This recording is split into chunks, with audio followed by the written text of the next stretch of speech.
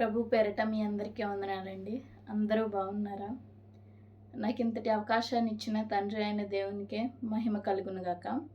అలాగే ఈరోజు అంశం గురించి మనం మాట్లాడుకున్నట్లయితే చిన్నపిల్లల గురించి. చిన్నప్పటి నుంచే వారిని ప్రభు యొక్క బోధలోను శిక్షలోను వారిని పెంచాలి. అయితే ఉంటున్న చిన్నపిల్లలంటే ఒక ఒక సంవత్సరం నుంచి 13 సంవత్సరాలు, 14, 15 వాళ్ళందరూ చిన్నపిల్లలు. అలాంటి చిన్నపిల్లలు దేవుని యందు ఎలా భయభక్తులు కలిగి నడుచుకోవాలో మనం తెలుసుకుందాము. బైబిల్ గ్రంథం నుంచి దేవుడు చిన్నపిల్లల గురించి ఏం మాట్లాడుతున్నారో మనం తెలుసుకుందాము. చూసుకున్నట్లయితే పిల్లలు దేవుని వరము. మనం చూసుకున్నట్లయితే కీర్తనల గ్రంథము 127వ కీర్తన 3వ వచనం. కుమారులు యెహోవా అనుగ్రహించు స్వాస్థ్యము, గర్భఫలము ఆయనిచ్చు బహుమానమే. ఇక్కడ చూసుకున్నట్లయితే కుమారులు కానీ కుమార్తెలు కానీ యెహోవా ఇచ్చు బహుమానము. అయితే ఆయన ఇచ్చే బహుమానము అయితే అంత ఈజీగా ఏమీ రాదు. అయితే ఆ బహుమానం పొందుకున్న వాళ్ళు దేవుని యందు చిన్నప్పటి నుంచే ప్రభు యొక్క బోధలోను శిక్షలోను వారు పెంచాలి. పెంచినప్పుడు పెద్దవాడైనప్పుడు వాటి నుంచి తొలగిపోరు. ఇప్పుడు చూసుకున్నట్లయితే తల్లిదండ్రులు కంప్లైంట్ ఇస్తూ ఉంటారు. మా మా అబ్బాయి కానీ మా అమ్మాయి కానీ నా మాట వినట్లేదు, సరిగ్గా చదువుకోవట్లేదు, లేకపోతే ఇంటి దగ్గర ఉండట్లేదు, అటు ఇటు వెళ్ళిపోతున్నారు, అలా చెడు అలవాట్లకు బానిస అవుతున్నారు అని మాట్లాడుతూ ఉంటారు కొంతమంది తల్లిదండ్రులు. అయితే వారిని ఎలా పెంచాలి? దేవుడు బైబిల్ గ్రంథం నుంచి ఏం మాట్లాడుతున్నాడు? దేవుడిచ్చే బహుమానం అది. అలాంటి బహుమానం దేవుని కొరకు వాడబడేలా ఉండాలి. దేవుని కొరకు అలా వాడబడేలా ఉండాలి. బైబిల్ గ్రంథంలో చిన్నపిల్లలు ఉన్నారు. వాళ్ళు దేవుని కొరకు ఎలా వాడబడ్డారు? చిన్నతనం నుంచే. చూసుకున్నట్లయితే దావీదు చిన్నవాడే, కానీ గొలియాతును చంపగలిగే శక్తిని దేవుడు దావీదుకి ఇచ్చాడు. దావీదు చిన్నవాడే, అందరికన్నా చిన్నవాడు, గొర్రెలు కాసుకుంటూ ఉండేవాడు. కానీ దావీదును దేవుడు చిన్నప్పటి నుంచి భయభక్తులు కలిగి జీవించడం ద్వారా గొప్ప రాజును చేస్తాడు. అలాగే సమూయేలు కూడా మంచి ప్రవక్త.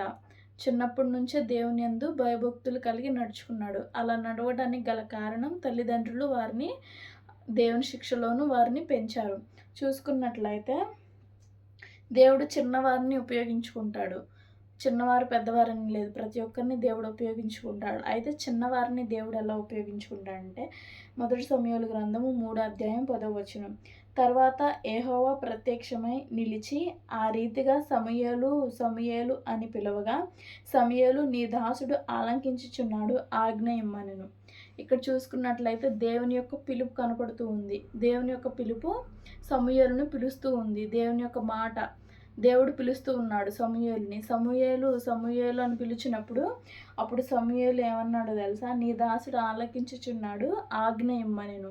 ఇక్కడ చూసినట్లయితే సమూయేలు చిన్నవాడే. హన్నా చాలా ప్రార్థన చేస్తేనే కానీ ఈ సమూయేలు జన్మించలేదు. అయితే ఈ సమూయేలు దేవుని పట్ల చిన్నప్పటి నుంచే భయభక్తులు కలిగి నడుచుకున్నాడు. కాబట్టి దేవుని పని కోసము దేవుడు సమూయేలుని ఏర్పరచుకున్నాడు. జ్ఞానంలోను తల్లిదండ్రుల పట్ల అదే పెద్దల పట్ల ఇతను చిన్నప్పటి నుంచే భయభక్తులు కలిగి నడుచుకున్నాడు. దేవుని పిలుపును అతను విన్నాడు. దేవుని యొక్క పిలుపును విని ఆ స్వరాన్ని విని అక్కడ సమూయేలు స్పందిస్తున్నాడు. కాబట్టి చిన్నపిల్లలను చిన్నప్పటి నుంచే దేవుని యందు భయభక్తులు కలిగి నడుచుకోవాలి. వాళ్ళని సండే స్కూల్కి పంపించడం, లేకపోతే దేవుని మాటలో చెప్పడం, రోజు కంఠస్థ వాక్యాలను నేర్పించడం, ఇలా కొన్ని పనులు వారికి చేపిస్తూ ఉండాలి. మంచి అలవాట్లు, ఎవరిని ఎలా గౌరవించాలి అట్లా నేర్పిస్తూ ఉండాలి. ఇక్కడ చిన్నప్పుడే సమూయేలు దేవుని స్వరాన్ని విన్నాడు. నీ దాసుడు ఆలకిస్తున్నాడు, ఆజ్ఞ ఇమ్మని దేవునికి మనవి చేసుకున్నట్లు ఇక్కడ మనం చూస్తున్నాము. అయితే యేసు ప్రభు వారు చిన్నపిల్లలను ఆశీర్వదించుతారు. అయితే మనం చూసుకున్నట్లయితే మత్తయి సువార్త 19వ అధ్యాయం 14వ వచనం. ఆయన శిష్యులు తీసుకొని వచ్చిన వారిని గద్దింపగా యేసు చిన్నపిల్లలను ఆటంకపరచక వారిని నా యొద్దకు రానియుడి, పరలోక రాజ్యము ఇలాంటి వారిదే. చూసుకున్నట్లయితే ఇక్కడ చిన్నపిల్లలనే గద్దిస్తూ ఉన్నారు. శిష్యులు గద్దిస్తూ ఉన్నప్పుడు అప్పుడు యేసుప్రభు వారు ఏమని సెలవిచ్చారంటే, చిన్నపిల్లలను ఆటంకపరచవద్దు, వాళ్ళకి ఇబ్బంది కలిగించవద్దు, పరలోక రాజ్యం ఇలాంటి వారిదే అని పరలోక రాజ్యము ఇలాంటి వారిదని తండ్రి అయిన దేవుడు సెలవిస్తున్నాడు. చిన్నపిల్లలదే పరలోక రాజ్యం. ఎందుకంటే వాళ్ళ యొక్క మనస్తత్వాన్ని బట్టి, వాళ్ళ కోపపడరు, ద్వేషము, అసూయ అలాంటివి ఏముండవు. నిష్కళంకమైన మనసు వాళ్ళది. సాత్విక మనసు, దీన మనసు. చిన్నపిల్లల అబద్ధము ఆడటం రాదు వాళ్ళకి. చిన్నపిల్లల మనస్తత్వం కలిగి ఉండాలి. అలాగే అలాంటి వారికి పరలోక రాజ్యం. మనం కూడా చిన్నపిల్లల శిశువును పోలి నడుచుకోవాలని అక్కడ దేవుడు మనకు సెలవిస్తున్నాడు. చిన్నపిల్లల మనస్తత్వం కలిగి ఉండాలని. ఇక్కడ చిన్న బిడ్డలను కూడా దేవుడు ఇక్కడ ఆశీర్వదిస్తున్నాడు. కాబట్టి చిన్న బిడ్డలను చిన్నప్పటి నుంచే దేవుని యొక్క బోధలోను, శిక్షలోను వారిని పెంచుతూ ఉండాలి. అప్పుడు పెద్దవాళ్ళు అయినప్పుడు వాళ్ళు చెడు అలవాట్లకు బానిస అవ్వకుండా ఉంటారు. అలాగే పిల్లలు తల్లిదండ్రుల పట్ల విధేయ చూపాలి. ఎట్లా పడితే అట్లా మాట్లాడకూడదు. పెద్దలను గౌరవించకుండా అట్లా ఎదురు తిరిగి మాట్లాడడం అలా చేయకూడదు.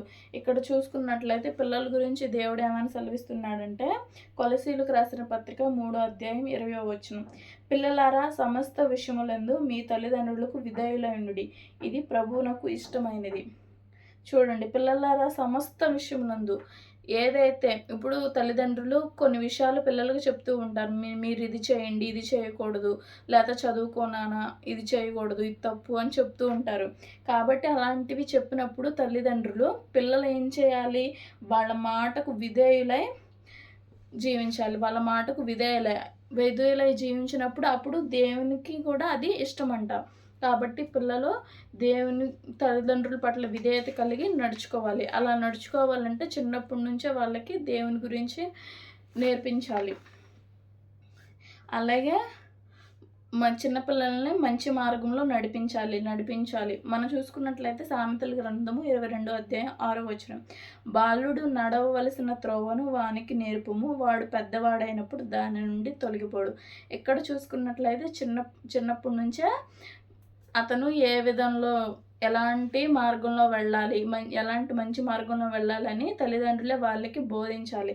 ఇక్కడ చూసుకున్నట్లయితే బాలుడు నడవవలసిన త్రోవను వానికి నేర్పుము. ఏ మార్గంలో మంచి మార్గంలో వెళ్తాడో అతను తర్వాత ఎలాంటి ఉన్నత స్థితికి వెళ్ళాలో, ఎలాంటి భవిష్యత్తులో ఎలా అభివృద్ధి చెందాలో చిన్నప్పటి నుంచే తల్లిదండ్రులు వాళ్ళకి నేర్పిస్తూ ఉండాలి.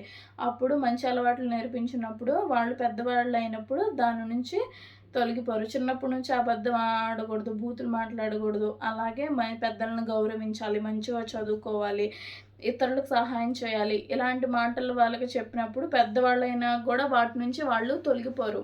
వాటినే వాళ్ళు మంచిగా నేర్చుకొని వాటినే చేస్తూ ఉంటారు. ఇక్కడ చూసుకున్నట్లయితే అలాగే చిన్న పిల్లలు కూడా సమర్పణ కలిగి జీవిస్తున్నారు. ఒక చిన్న బాలుడి గురించి మీకు చెప్తాను. యోహాను సువార్త 6వ అధ్యాయం 9వ వచనం. ఇక్కడ ఉన్న ఒక చిన్న వాని యొద్ద 5 యవల రొట్టెలు 2 చిన్న చేపలు ఉన్నవి, కానీ ఇంతమందికి అవి ఏమాత్రము ఆయనతో అనగా. ఇక్కడ చూసుకున్నట్లయితే 5 రొట్టెలు 2 చిన్న చేపలు ఒక చిన్న పిల్లవాడు ఇచ్చినట్లు మనం చూస్తూ ఉన్నాము. కొంతమంది పిల్లల్ని వాళ్ళ చేతులు ఏదన్నా ఉందనుకోండి, కొంచెం పెట్టమంటే పెట్టరు.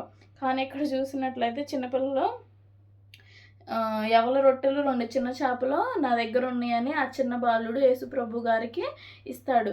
అప్పుడు ఇచ్చినప్పుడు యేసుప్రభు గారు ఏం చేస్తారు? 5 రొట్టెలు 2 చిన్న చేపలు పట్టుకొని పైకెత్తి ఆశీర్వదించినప్పుడు అవి ప్రార్థన చేసినప్పుడు 5,000 మందికి వాటిని పంచిపెట్టినట్లు జరుగుతుంది.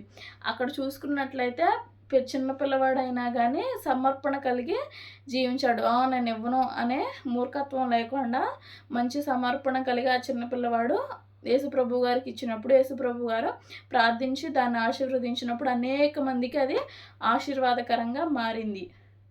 కాబట్టి చిన్న బిడ్డల విషయంలో దేవుడు వాళ్ళని ఆశీర్వదిస్తాడు. కాబట్టి వాళ్ళు ఇచ్చేవారిగా ఉండాలి.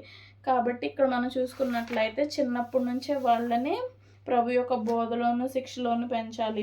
చిన్న బిడ్డలనే ఆటంకపరచకూడదు. వాళ్ళకి అన్ని విషయాలు నేర్పించాలి. అలాగే చిన్నపిల్లలు తల్లిదండ్రుల యొక్క బోధలోను శిక్షలోను వాళ్ళు పెరగాలి. వాళ్ళు తల్లిదండ్రులకు విధేయులై జీవించాలి. ఇలా జీవించినట్లయితే తండ్రి అయిన దేవునికి కూడా అది ఇష్టమే. ఈ చిన్న వాక్యం దేవుడు మీ హృదయంలో ఫలింపజేయునుగాక. అలాగే మీ పిల్లలను కూడా తండ్రి యొక్క దేవుని యొక్క చిత్తంలో అలాగే దేవుని యందు భయభక్తులు కలిగి నడుచుకునేటట్లు చిన్నప్పటి నుంచే వారిని ప్రభు యొక్క బోధలోను శిక్షలోను వారిని పెంచుడి. ఆమెన్.